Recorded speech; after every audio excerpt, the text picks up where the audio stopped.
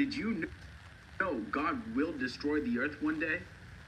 Because of the wickedness of mankind, God sent a flood and destroyed almost everything on the earth. But then God promised he would never destroy the earth with water again. The Bible says it'll be like in the days of Noah, when mankind goes back to such an evil state and all things are fulfilled, the world will be destroyed, but this time it'll be by fire. Before that happens, God's people will be raptured out of the earth. And Jesus said he's coming back for a pure and undefiled church, a spotless bride. We must make sure we are living holy. And to make sure that's you, go and subscribe to my YouTube channel. And well, think about it for a moment. How did sin into the world? The first man and woman took from the tree. So God put Jesus back on the cross, which in Greek, the word is literally a tree, for you and me to undo what the sin of the first man and woman.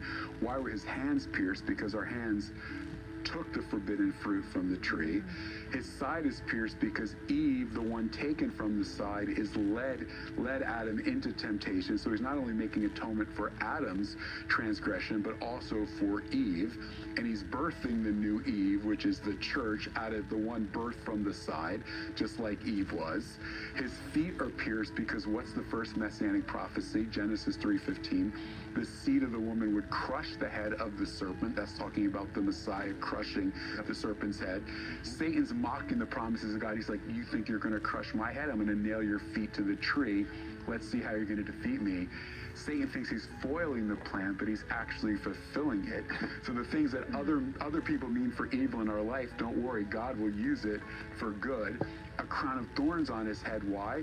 Because what's the curse of creation? The ground will produce thorns and thistles. He's literally taking the curse on his head to break the curse and to restore the blessing. And then that ties into the fact that just before that, he did the Last Supper. And at the Last Supper, which is actually a Passover Seder, there's 4 cups. Why 4 cups? Because there's 4 aspects of redemption. And those 4 aspects are spiritual, emotional, relational, and physical. So when Jesus died on the cross, he came to bring spiritual wholeness. He came to bring emotional inner healing and wholeness. He came to bring relational healing and wholeness. And he came to bring about physical healing and wholeness.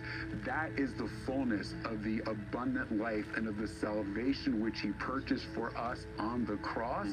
And therefore, we can believe God for him to work in those 4 aspects of our life to bring healing and wholeness to us. Not just our souls, but our emotions, our relationships, and our body as well.